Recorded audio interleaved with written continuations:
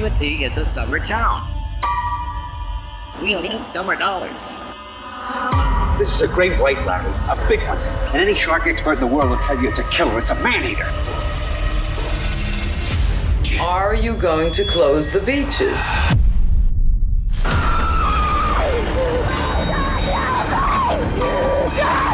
But as you see, it's a beautiful day. The beaches are open, and the people are having a wonderful time. What if I told you that the real villain in Jaws wasn't the shark at all? Or let me ask you this question. What do you find scarier? A bloodthirsty shark, or the people who let it keep killing?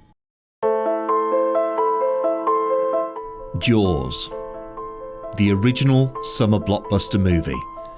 And to my mind, a cautionary tale about how institutions can often fail to keep us safe.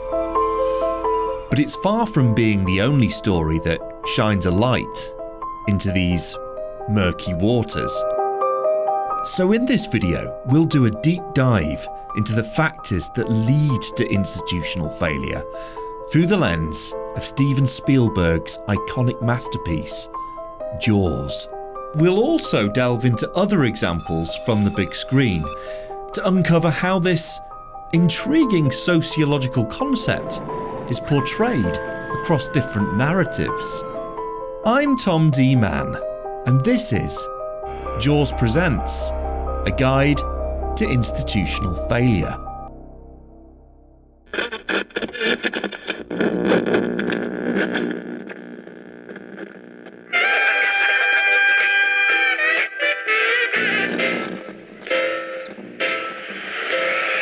Much more within reach for personal amusement is the Jersey Shore, 127 miles of seashore from Sandy Hook to Cape May.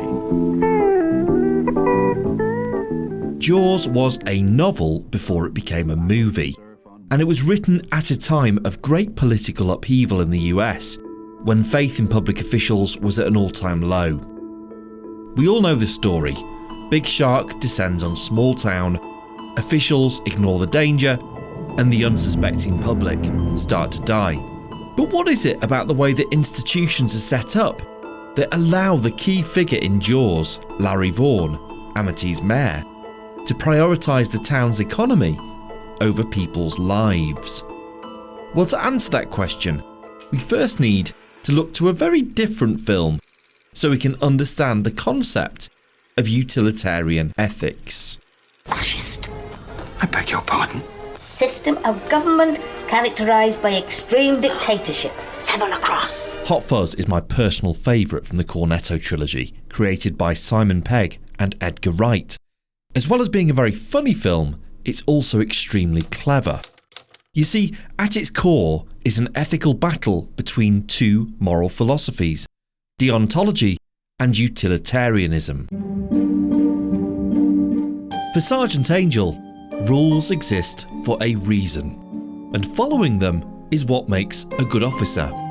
That's deontology, the idea that actions are right or wrong in themselves, regardless of the consequences. But in Sanford, those in power see things a little differently, because what's important to them is The greater good. The greater good. morality is essentially a numbers game.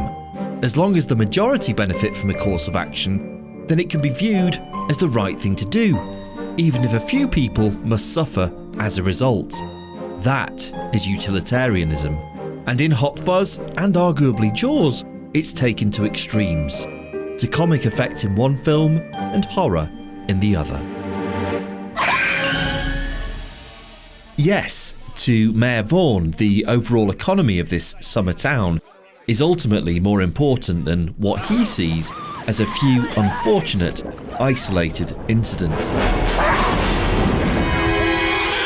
He's prioritising the majority over the minority. Utilitarianism in action. Chief Brody? Yes? But could there be something more at play here, which blinds both him and those around him to the danger in the ocean? yet another costly red faces all around space shuttle launch delay. Why do group decisions sometimes result in monumental error? Groupthink is what happens when the desire for harmony and conformity in a group leads to poor decision making. It suppresses dissent, discourages critical thinking, and often results in disastrous consequences. And in Jaws, it's not just Mayor Vaughn who falls victim to it, it's the entire town leadership. Are you going to close the beaches? Consider the town hall meeting. Brody wants to close the beaches, but the business owners, officials, and even some locals push back, not because they've carefully weighed the risks, but because they don't want to accept the reality of a man-eating shark lurking offshore. This is classic groupthink. Instead of considering the clear evidence, this is not a boat accident. The group reinforces each other's denial.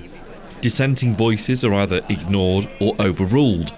Brody, the one person advocating for caution, is made to feel like he's overreacting. If groupthink explains why Mayor Vaughn and the town officials ignore the danger, street-level bureaucracy helps us understand Chief Brody's dilemma. Coined by Michael Lipsky, the term street-level bureaucrat refers to frontline public servants, like police officers, who enforce policy in practice. They have discretion, but they're also bound by limited resources, political pressure, and institutional constraints. Brody knows the right thing to do. Beach is closed. No swimming. By order of the Amity PD. Chief Brody! But he's overruled by those above him. He lacks the authority to act independently, making him complicit in the system's failure. And Brody isn't the only horror movie cop trapped in this kind of role. Just like him, Donald Thompson, Nancy's father in A Nightmare on Elm Street, is another street-level bureaucrat, a local police officer forced to navigate the gap between justice and institutional limits.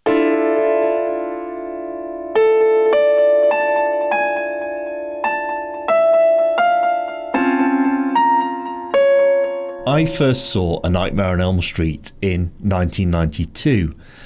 I was 12 years old at the time, and it had been released a full 8 years earlier.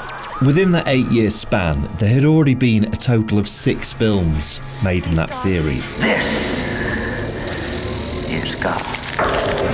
Freddy Krueger had become a cultural icon, a household name, and by the time I finally saw A Nightmare on Elm Street, his striking appearance was already very familiar to me. But in terms of visuals, what really struck me when I first saw that film was the image of Tina in that body bag, firstly at school, and then later surrounded by eels and with centipede coming out of her mouth. I had to stand in this bag with these things. It was just awful. I can't imagine what it was like for Amanda Wiss to film that scene. But speaking of things that slither around, we shouldn't really be talking about A Nightmare on Elm Street without also mentioning cobras, or the Cobra Effect, to be exact. The Cobra Effect is a term used to describe situations where an attempted solution to a problem ends up making it worse. It originates from British colonial India, where the government, concerned about a growing cobra population, offered a bounty for every dead snake. At first, this seemed to work, but there was an unintended consequence. People started breeding cobras just to kill them for the reward.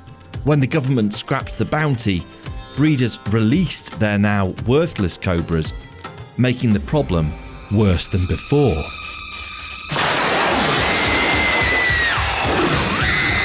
Freddy Krueger, like the cobras, is an unintended consequence that spiraled out of control. When the legal system failed to convict a known child murderer, The lawyers got fat and the judge got famous, but somebody forgot to sign the search warrant in the right place and Krueger was free just like that. the parents of Springwood took justice into their own hands. By burning him alive, they thought they'd rid themselves of a child killer, and for a time they believed that their nightmare was over. But in fact, it had just begun. Rather than protecting them, the parents had condemned their children to a supernatural monster that could murder them in their sleep. And unlike Brody, who confronts his fear head-on, Smile, you son of a... Donald remains in denial. But if A Nightmare on Elm Street warns us about the dangers of unintended consequences, The Towering Inferno raises a different question. At what point does a problem become too big to ignore?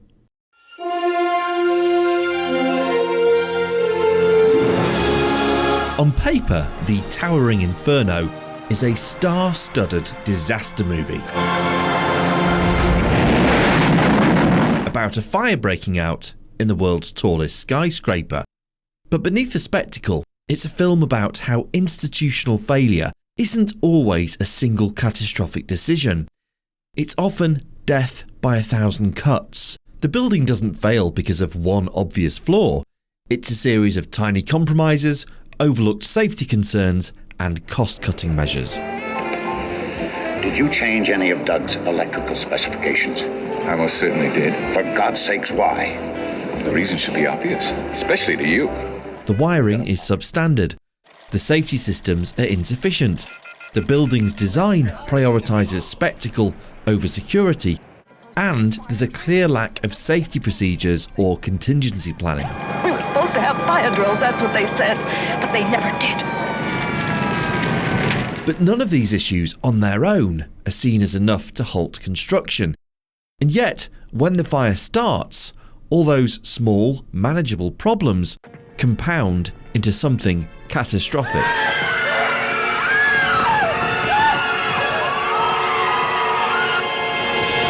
And when disaster does strike, how do those in power make sense of it? That's where Enacted Sensemaking comes in. You're looking for me, Chief? If you're Duncan, yo. I am. Everything under control? Coined by Karl Weick, this theory suggests that, in times of crisis, people don't just react to events. They actively construct their understanding of the situation in real time. And often, their initial interpretations shape the outcome more than the objective facts do. One piece of scorched wire from a burned-out circuit breaker is hardly conclusive. In The Towering Inferno, we see this play out in real time. The executives hesitate to call for evacuation because they believe that they have the situation under control. But I am not going to concern myself with a fire in a storage room on 81 because it can't possibly affect us up here. The fire chief, played by Steve McQueen, constantly battles against corporate interference. The mayor's out there. Do you want me to pull rank on you? When there's a fire, I outrank everybody here. Because the people in charge enact a version of reality where the fire is manageable until it isn't. But even Brody's perception is flawed. It's like that famous line, "You're gonna need a bigger boat." It's a moment where Brody realises that everything he thought he knew about the situation was wrong. He has to adapt. He has to change his thinking to survive. If The Towering Inferno and Jaws show us how institutional failure can stem from denial, then Chinatown takes us one step further, into the murky waters of outright corruption. Released in 1974, Chinatown arrived at a time when public trust in institutions was crumbling. It was not about a break-in. It was about a criminal conspiracy to undermine the Constitution of the United States by the President of the United States. The Watergate scandal had exposed corruption at the highest levels of government, revealing a web of deception, backroom deals, and power wielded for personal gain rather than public good. Against this backdrop, Chinatown told a story that felt eerily familiar, a world where those in power manipulate the system, not just for profit, but to keep control firmly in their grasp. Chinatown is a film noir detective story, following private investigator Jake Gittes as he uncovers a conspiracy involving Los Angeles' water supply. But beneath the surface, it's a scathing critique of institutional rot. How power isn't just abused, but entrenched, with corruption so deeply woven into the system that challenging it feels futile. She's my sister and my daughter! And this theme of institutional corruption isn't just relevant to Chinatown, it also lingers beneath the surface of Jaws. In Peter Benchley's original novel, Mayor Vaughn isn't just a short-sighted politician worried about tourist revenue. He has direct ties to the Mafia. The reason he keeps the beaches open isn't just for the town's economy, it's because criminal interests are pulling the strings. While Spielberg's film streamlines the story, removing this subplot, the DNA of institutional corruption remains. Vaughn may not be explicitly on the take, but his actions mirror the same pattern, prioritising money and power over public safety, protecting his own interests at the expense of the people he serves. And in both Jaws and Chinatown, corruption isn't just about individual bad actors. It's systemic. It's not just who is in charge, but the very structure that allows them to operate unchecked. As Gittes famously learns by the film's devastating end, fighting corruption isn't always about exposing the truth. Sometimes the system is so broken that the truth doesn't matter. Because as the film's haunting final line reminds us, forget it, Jake. It's Chinatown. If Chinatown leaves us with the bleak realisation that corruption can be so deeply entrenched that truth alone isn't enough to stop it, then Erin Brockovich offers a different perspective. One where persistence, courage, and a refusal to back down But I know the difference between right and wrong. can turn the tide. Based on real events, Erin Brockovich follows the true story of a legal assistant with no formal law degree who takes on the Pacific Gas and Electric Company, PG&E, exposing how they knowingly contaminated the drinking water of Hinckley, California. Unlike Chinatown, where corruption thrives in secrecy, this is a story about pulling back the curtain, about how an individual armed with determination and the right evidence can challenge even the most powerful institutions. This ultimately is the counterpoint to the institutional failure we've explored in this video. Systems may be broken, and those in power may resist change, but that doesn't mean that individuals are powerless. Because if institutions fail us, then it falls to people. Flawed, relentless, ordinary people to make things right. I'm Tom D-Man, and you've been watching Jaws Presents, a guide to institutional failure.